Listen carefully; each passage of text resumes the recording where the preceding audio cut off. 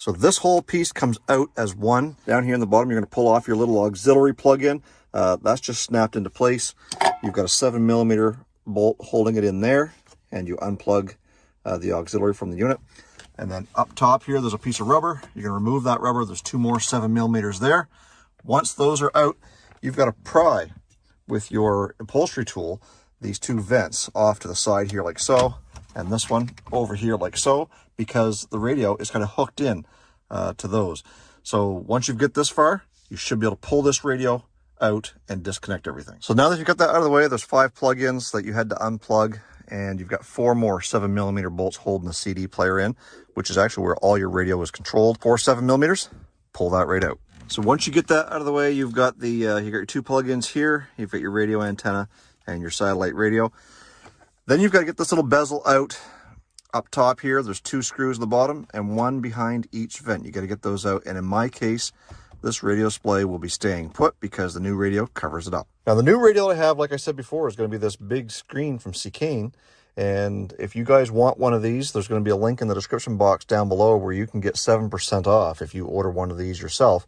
Go to that link and you can order one of these for your vehicle if it's an F-150 or any other vehicle that they may offer a radio for. So we're going to have to switch a few things over to the new radio, such as all of our AC and climate controls, because this obviously comes blank, and we're just going to unscrew them from the back and move them over here.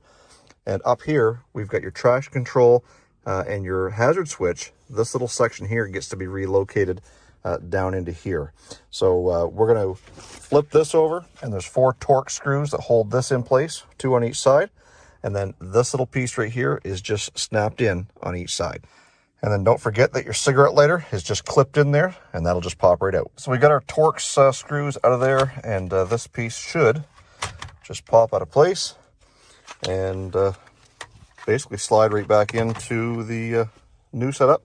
We'll get that screwed down, then we can start plugging in some of our wires. All right, guys, so there is the finished product. We've got our new Seekane Apple CarPlay Android Auto big screen in this 2011 F-150, and it looks great. So the reverse process that we just showed you how to take everything apart goes back in. You just got to make sure that this piece goes in first, and you got to remove these pressure clips. There's 6 of them, 1, 2, 3 on each side, and put them on the new radio so that it snaps into place. Once you get the radio in place, then these 2 pieces here clip back in. There are no screws except for the one down in here behind your auxiliary. Other than that, everything goes back together. You're good to go. So I hope this video was helpful. Like I said, 5 minutes or less. Pretty simple process to replace the radio, the factory radio, in an 09 to 14